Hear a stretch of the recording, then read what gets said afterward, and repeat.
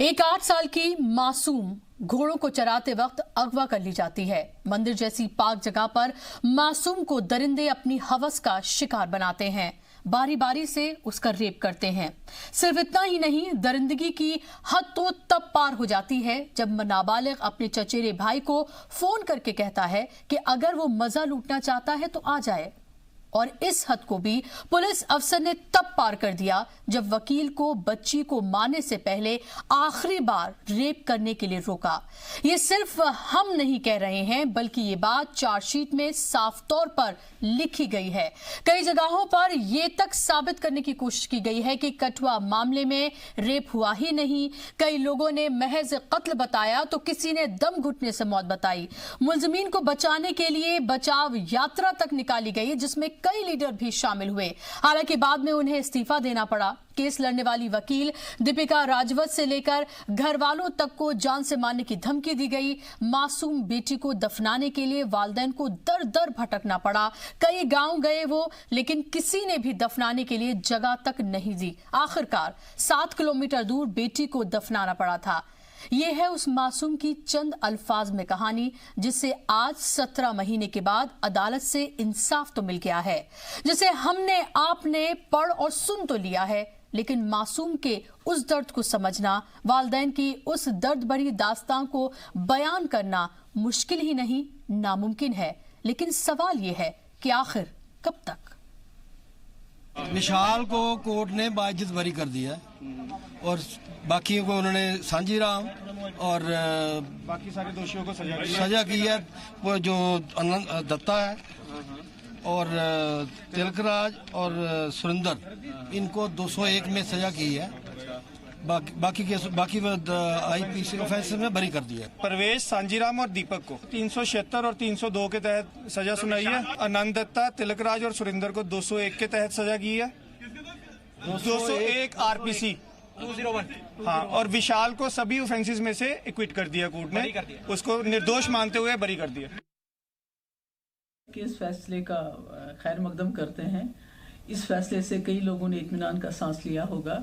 मुझे खुशी है और मैं कॉम्प्लीमेंट करना चाहती हूँ अपने मुल्क के तमाम लोगों को जिन्होंने इसमें उस बच्ची का साथ दिया, और ख़ासकर जो हमारी क्राइम ब्रांच है और उसके साथ जो हमारी पुलिस के लोग हैं, और जो इसमें जो प्रोसिक्यूशन थे, जिस लेडी ने इस केस को उस वक्त लड़ने की पहल की, और जो हमारे यहाँ जो एक्टिविस्ट हैं, इनका सबका नाम लेना बड़ा मुश्किल है, तो सब ने मिलजुल के जो काम किया उसके लिए उनकी जितनी भी तारीफ हो, तमाम प्रेशर्स के बावजूद मुझे लगता है वो कम है। और इससे हमारी जो जुडिशरी है, हमारी मुल्क की जो जुडिशरी है, उसमें लोगों का यकीन और भी ज़्यादा मजबूत हो जाता है, और भी ज़्यादा स्ट्रांग हो जाता है। महबूबा मुफ्ती को अभी आपने सुना। और कठुआ मामले में फैसले के बाद AIMIM के सदर असदुद्दीन ओवैसी ने बीजेपी पर निशाना साधा है। ओवैसी ने कहा, कठुआ में जो हुआ, वजीर निकल के मुलजिमीन की हिमायत में आए। मैं बीजेपी से पूछना चाहूंगा कि अब वो क्या कहेंगे। बीजेपी जवाब दे कि उनके वजीर क्यों उन मुलजिमीन की हिमायत में आए जिन्हें आज कोर्ट ने कसूरवार करार दिया है। अगर आप हर चीज को आप रिलीजियस एंगल से देखेंगे, और कठुआ में जो हुआ वो तो एक्यूज के तायद में तो बार काउंसिल के चेयरमैन जो गुलाम नबी आज़ाद के इलेक्शन एजेंट थे लास्ट 14 इलेक्शन में, और पूरे मिनिस्टर्स निकल कर आ गए, मिनिस्टर्स निकल कर आए, दूसरे तो कन्विक्ट हुए, पुलिस वाले भी कन्विक्ट हुए एविडेंस को डिस्ट्रॉय करने के लिए। तो ये तो पब्लिक का प्रेशर इतना बिल्डअप हुआ, उसकी वजह से ये सब चीज़ें हुई, और सुप्रीम कोर्ट ने उसका कॉग्निसेंस लिया। अब ये बीजेपी को जवाब देना है कि आपके मिनिस्टर्स क्यों इन एक्यूज की तायद में आए थे। आप जवाब दीजिए। तो अब से कुछ ही देर में हम आपको बता दें कि किसी वक्त सजा का ऐलान किया जा सकता है, और इसका इंतजार सबको बेसब्री से है, क्योंकि 7 में से 6 कसूरवार करार दे दिए गए हैं, और विशाल जंगोत्रा जो मेरठ का रहने वाला है उसको बरी करार दे दिया गया है। और ये जी मीडिया की जो हमने स्टोरी की थी उसका असर है, क्योंकि हमने वो फुटेज मुहैया कराई थी। बाकायदा तौर पर हमारे रिपोर्टर जगह जो हैं वो गवाह के तौर पर भी कोर्ट में पेश हुए थे, और उन्होंने वो सबूत दिए थे जिससे साबित हुआ था कि विशाल जंगोत्रा उस वक्त वहां पर मौजूद नहीं था। मौका वारदात पर वो मेरठ में था, और यही वजह रही कि वो बरी हो गया। हम आपको बताएं कि सुरेंद्र वर्मा जो पुलिस अफसर था वो कसूरवार करार दिया गया है।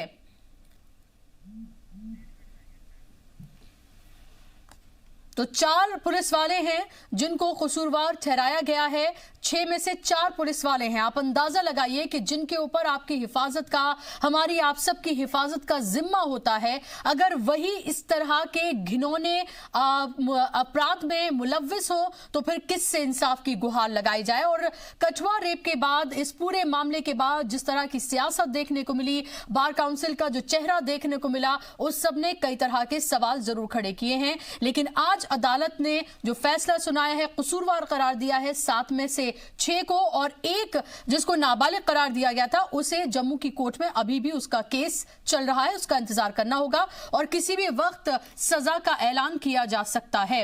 इस पर बात करने के लिए तमाम खास मेहमान मेरे साथ स्टूडियो में मौजूद हैं, जिनका तारुफ मैं आपसे कराना चाहूंगी। मेरे साथ नीतू डब्बास है, स्पोक्स पर्सन है बीजेपी की। इसी के साथ रोली त्रिपाठी हैं, सोशल एक्टिविस्ट के तौर पर मेरे साथ जुड़ गई हैं। प्रज्ञा भूषण है, एडवोकेट है, सुप्रीम कोर्ट की मेरे साथ जुड़ गई हैं। तीनों मेहमानों का बहुत बहुत इस्तकबाल है। सबसे पहले प्रज्ञा जी, मैं आपसे ये जानना चाहूंगी कि 7 में से 6 को कसूरवार करार दे दिया गया है। एक जो है वो नाबालिग बताया जा रहा है, जिसको लेकर अभी ये केस चल रहा है कि वो नाबालिग है या नहीं, क्योंकि मेडिकल रिपोर्ट में ये बताया गया था कि वो 19 साल का है। अभी उसको लेकर इंतजार करना होगा।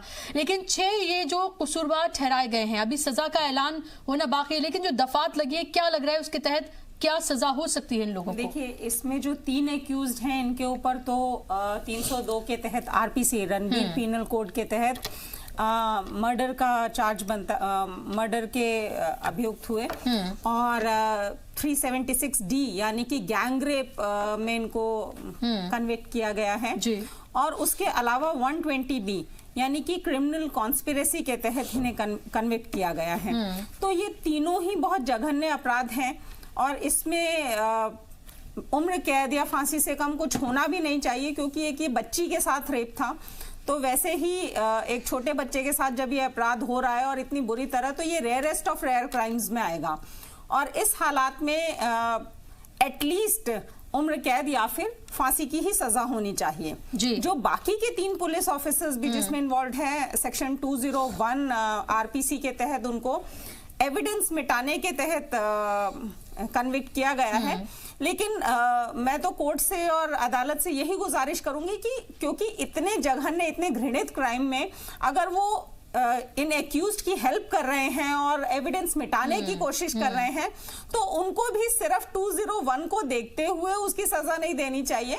जबकि और खास करके तब जब वो खुद पुलिस वाले हैं जी, जिनके ऊपर हमारी हिफाजत का जिम्मा है, हमारी बच्चियों की हिफाजत का जिम्मा है, वो लोग इस तरह के घृणित रेपिस्ट के साथ खड़े हैं और उनके अपराध को मिटाने की कोशिश कर रहे हैं, तो उनको भी कड़ी से कड़ी सजा मिलनी ही चाहिए जी। बिल्कुल, आप ये देखें कि उसमें से एक पुलिस वाला जो है वो उसको मारने से पहले रोकता है कि मुझे लास्ट टाइम एक बार फिर से रेप करने, मतलब मेरे अल्फाज, मेरा साथ रोंगटे खड़े हो जाते हैं। देखिए, बच्ची किसी की भी हो, हमारी, आपकी, हम सबके पास बच्चे हैं, हम खुद भी बच्चे हैं किसी की। और एक छोटी 8 साल की बच्ची जिसने दुनिया देखी ही नहीं, जिसे मालूम ही नहीं है कि दुनिया है क्या, उसके साथ अगर इस तरह के अपराध किए जाते हैं तो मुझे लगता है ऐसे लोगों को तो फांसी भी कम है। बिल्कुल, ऐसे लोगों को तो उससे ज्यादा सजा मिलनी चाहिए जो उन्होंने खुद उस बच्ची के साथ किया जी। जाहिर सी बात है नीतू, लेकिन हमने देखा कि इस पूरे मामले को लेकर सियासत भी खूब हुई। आपकी पार्टी के खुद के वजीर हैं जिनको बाद में आपने बर्खास्त कर दिया आपकी पार्टी ने। हमने देखा कि किस तरह से उन्होंने बचाव यात्रा निकाली। हमने ये भी देखा कि वहां पर जो बार काउंसिल थी उसने किस तरह की सियासत करने की कोशिश की। एक छोटी मासूम बच्ची को क्या क्या उसके साथ हुआ, उसके जो अक्यूज थे उनको बचाने के लिए। क्या आपको नहीं लगता कि इस सारे मामले में सियासत से ऊपर उठकर इसको कम्युनल रंग न देते हुए बल्कि ये देखना चाहिए था कि उस बच्ची के साथ 7 दिन तक क्या कुछ होता रहा, दिन रात?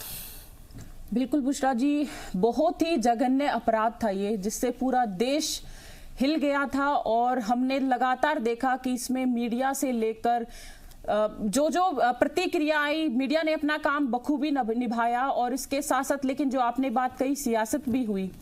हमने जो जरूरी कदम भारतीय जनता पार्टी ने उस समय लगा वो लिया, लेकिन किसी भी प्रकार के जो भी लोग इसमें शामिल थे, जो जिन्होंने भी इस अपराध से बचाने की कोशिश, उन लोगों को, अपराधियों की कोशिश की, उसके साथ भारतीय जनता पार्टी बिल्कुल नहीं खड़ी हुई। और मुझे याद है कि हम लोग भी, मैं बीजेवाई में एक्टिविस्ट के तौर पे भी, हमने भी जो है जंतर मंतर पर प्रदर्शन किया था, पूरा मार्च अभियान लगाया था, निकाला था। लेकिन जब आपने बात एक शब्द की कि सियासत हुई है, सियासत तो हुई है, और ये बड़ा दुर्भाग्य है कि हमारे देश में रेप जैसे जघन्य अपराधों का, जिसकी कोई माफी नहीं होनी चाहिए, उस पर सियासत होती है। और सियासत में हमने एक, हमारे देश में जो एक धर्म के आधार पर रेप की जो घटना है उसकी भी जो व्याख्याएं शुरू हो जाती हैं, मुझे समस्या वहां से दिखाई देनी शुरू हो जाती है। बेटी सबकी है, चाहे वो किसी भी धर्म से संबंधित रखती हो, और उसके सामने जिन्होंने वो कुकृत्य किया है, किसी भी तरह से उनका बचाव नहीं किया जाना चाहिए। लेकिन एक बात आप भी सहमति रखेंगे, पैनल भी सहमति रखेगा कि कठुआ कांड के बाद हम सभी लोग सड़कों पर पहुंचे, हम महिलाएं, पुरुष, सब प्रकार सभी इस प्रकार जो है बॉलीवुड से लेकर सभी लोगों ने इसका समर्थन किया। लेकिन अभी हाल फिलहाल ये हमने एक और ऐसी घटना अलीगढ़ में भी देखी, और ऐसी घटनाएं लगातार हो रही हैं, रुक नहीं रही है। देखिए, रेप एक सामाजिक समस्या हो चुकी है, अभी आपने कहा कि सियासत बढ़ जाती है, और वो जो लोग सड़कों पर आते हैं, मुझे बुशरा जी एक बार अपनी बात रख लेने दीजिए। मैं बिल्कुल भी समर्थन नहीं कर रही हूँ जिन्होंने बचाव करने की कोशिश की। मैंने शुरू में ही ये बात कही कि बचाव किया ही नहीं जाना चाहिए किसी भी आधार पर, और धर्म को लाकर जब उसका बचाव या बीच बचाव या उस पर सियासत की जाती है, उसका तो स्वीकार किया नहीं जाना चाहिए। लेकिन हाल ही फिलहाल जब देश जो है इस प्रकार के लोग बटे हुए दिखाई देते हैं, मैं बस एक प्रश्न चिन्ह खड़ा कर सकती हूँ। कठुआ कांड हुआ, अलीगढ़ हुआ, पलवल हुआ, ऐसी बहुत सारी लगातार घटनाएं हैं। मुझे समस्या जब इस बात से है कि हम जब ये घटनाएं होती है उसको धर्म के आधार पर क्यों देखते हैं। कहीं ना कहीं पुलिस के अंदर भी ये डर मानसिक रूप से ये डर बैठना शुरू हो गया कि कुछ लोगों अगर हम उठाते हैं अगर पूछताछ के लिए, अगर धर्म के आधार पर अगर वो व्यक्ति उस विशेष और अल्पसंख्यक समुदाय से बिलोंग करता है तो उससे पूछताछ करने से भी पहले उनको सोचना पड़ता है। वो अवार्ड वापसी गैंग इस समय कहां चला जाता है, जिन्होंने लगातार, और एक बॉलीवुड का एक जो गैंग आकर निकल कर आता है, ठीक है मैं उनकी बात से सहमति रखती हूँ कि कठुआ कांड में वो सब निकल कर आए, लेकिन मेरा ये निवेदन है देश के सभी एक्टिविस्टों से कि वो ऐसी प्रतिक्रिया, जी मैं बिल्कुल मानती हूँ, लेकिन ऐसी प्रतिक्रिया कठुआ कांड के बाद जिस तरह की प्रतिक्रिया हुई वो हर प्रतिक्रिया में हमारे पैनल में मुझ समेत हम चारों महिलाएं हैं, और हम ये समझ सकते हैं बहुत अच्छे से, हम में से माएं भी हैं, हम में से सब किसी न किसी की बेटी भी हैं, हमें बहुत अच्छे से समझ सकते हैं। और शायद जो उस बच्ची के साथ या उस वालिदैन के साथ, माता पिता के साथ जो बीतता होगा, जिसकी बच्ची के साथ ये हुआ है, और उसके ऊपर से सियासत सिर्फ इस वजह से की जाए, जो कठुआ में जो बच्ची थी वो किस तबके से थी तो उसको लेकर क्या किया जाए, यहाँ पर जो मुलजिम थे वो किस तबके से थे, और जो बच्ची थी वो किस तबके से थी, ये देखकर हम ये सिलेक्टिव ये आउटरीच करें, ये तो बहुत ज्यादा यही बात हो गई। बिल्कुल, और यही बुशरा मैं कह रही हूँ कि ऐसी सियासत नहीं होनी चाहिए, ऐसी सियासत रुकनी चाहिए, चाहे वो किसी भी धर्म की। पहली बात तो धर्म देखा ही नहीं जाना चाहिए।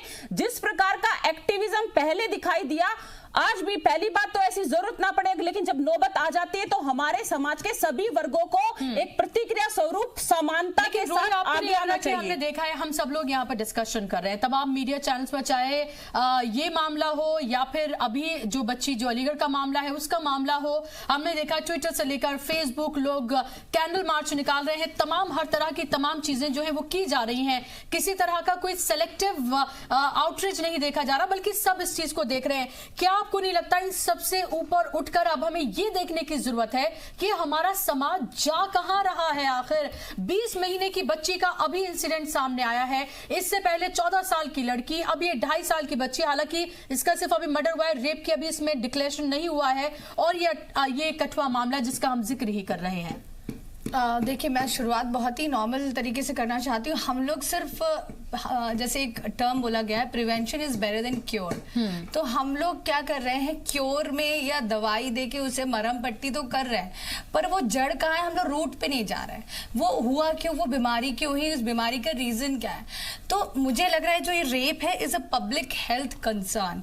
जो कोई भी क्रिमिनल चीजें हैं, this is a public health concern, जो एकदम से कोई रेपिस्ट नहीं एक दिन में बन जाता है। उसने आसपास सामाजिक या समाज में ऐसी एक्टिविटीज करी हुई होती हैं जो कि आसपास के लोग इग्नोर कर देते हैं, रिलेटिव्स हैं, फैमिली वाले हैं, और जो भी हैं, जो भी ये क्रिमिनल एज देखी गई है वो between 9 to 29 years of age के बीच ही मैक्सिमम रेपिस्ट और क्रिमिनल देखे जाते हैं। This is average age of doing crimes. तो मेरा ये बोलना है, हम लोग इसे एज अ हेल्थ क्यों नहीं लेते हैं, बिकॉज अगर हमें इसे क्योर करना है, क्योर करने के लिए हमें इसको रूट बेस पे काम करना पड़ेगा। आप कोई भी मेडिसिन लीजिए या कोई भी ट्रीटमेंट कराएंगे, आप ऊपर मलहम पट्टी ऊपर जितने भी आप कर लेंगे, उससे अंदर का रूट कॉज नहीं जाएगा। हमारी सोसाइटी में ये क्यों लग रहा है, ये दीमक की तरह हमारी सोसाइटी को हर दिन क्यों खा रहा है, इसका सबसे बड़ा रीजन है हम लोगों को बचपन से ही जो अपब्रिंगिंग में कहीं कमी है, कहीं हम लैक ऑफ इग्नोरेंस है। 3 टाइप की नीड्स होती हैं, साइकोलॉजिकल नीड, बेसिक नीड और सेल्फ एक्चुअलाइजेशन। कहीं ना कहीं नीड में हमारी सोशल दायरा कहीं लैक कर रहा है, या सरकार की एजुकेशन या कैंपेन या इस तरह की चीजें हमें जो regularly we have to remind. हमारा जो शुरुआत का 1 साल से 9 साल तक के जो बच्चे होते हैं, एलिमेंट्री एजुकेशन देते हैं, उसमें हम लोग ये चीजें इंट्रोड्यूस करके और उनके फैमिली को इन्वॉल्व करके उनको हम लोग क्यों नहीं इंपॉर्टेंट फील करा पा रहे हैं। जो क्रिमिनल्स हैं वो एक दिन में बड़े होके मैं क्रिमिनल नहीं बनता है, वो बचपन से ही कहीं ना कोई छोटी छोटी चीजें बना के ही तभी क्रिमिनल बनता है। तो आई थिंक जी, लेकिन आपको नहीं लगता इस पूरे मामले को जो हम देखते हैं, खासतौर पर आप एक वकील हैं और हमने देखा कि जिस तरह की जम्मू की कोर्ट की जो बार काउंसिल है उसका जो रवैया रहा, आप ये देखें कि अलीगढ़ का और इसके मामले को दोनों को बहुत ज्यादा मिलाया जा रहा है। अलीगढ़ का अगर हम मामला देखते हैं तो वहां पर हम ये पाते हैं कि जो मुल्जिम है उनका केस लेने के लिए मना किया गया है कि कोई उनका केस नहीं लेगा, और कोई बाहर से वकील आया तो भी उसका केस नहीं लिया जाएगा। आप देखें कि कठुआ मामले में इसका बिल्कुल ऑपोजिट था कि जो आसिफा का केस है उसको कोई नहीं लेगा। ये बाकाया तौर पर बार काउंसिल ने कहा था, और जिन लोगों ने लिया उनको बाकाया तौर पर धमकी दी गई। यहां तक कि दीपिका तीन हियरिंग से आई तक भी नहीं है सामने, जिन्होंने हिम्मत दिखाई थी। तो आप ये देखिए, वकील होकर आप इस तरह की सियासत कर रहे हैं, पुलिस वाले इन्वॉल्व हैं, आखिर क्या हो रहा है? बिल्कुल बुशरा, सबसे पहले कि हमारा जो संविधान है, हमारे जो लॉज हैं, वो धर्म के आधार पे कहीं पे भी बंटवारा नहीं करते हैं। मतलब वैसे अगर आप सिविल लॉज पे जाएंगे तो वो धर्म के आधार पर फिर भी बटे हुए हैं। अगर हम एक हिंदूज में जाएंगे तो हिंदू मैरिज एक्ट होगा, आप मुस्लिम्स में जाएंगे तो कहीं कहीं शरिया लॉ अप्लाई होता है। लेकिन क्रिमिनल लॉ पूरे देश का एक है। वो इसलिए है कि क्रिमिनल का, एक रेपिस्ट का या एक मर्डरर का कोई रिलीजन नहीं होता। वो सिर्फ एक मर्डरर है, सिर्फ एक रेपिस्ट है, और हमें उसके आधार पे देखना चाहिए। बेटी किसी की भी हो, उसे तो अभी बच्चियों को मालूम भी नहीं कि ये धर्म होता क्या है, तो आप धर्म के आधार पे कैसे उसको सेग्रीगेट कर सकते हो? मुझे तो ये हमारा बेसिकली हमारी सिक माइंडेडनेस दिखाता है कि हम लोग मेंटली कितने बीमार हो चुके हैं एक समाज के तौर पे, ये उसको प्रदर्शित करता है। चाहे वो अलीगढ़ की ट्विंकल शर्मा हो, चाहे वो कठुआ की आसिफा हो, कोई भी बच्ची हो, वो सिर्फ एक बच्ची है, छोटी बच्ची है, और अगर उसके साथ कोई इस तरह का अपराध कर रहा है तो उसे जो बचा रहा है उसको भी कटघरे में खड़ा होना पड़ेगा।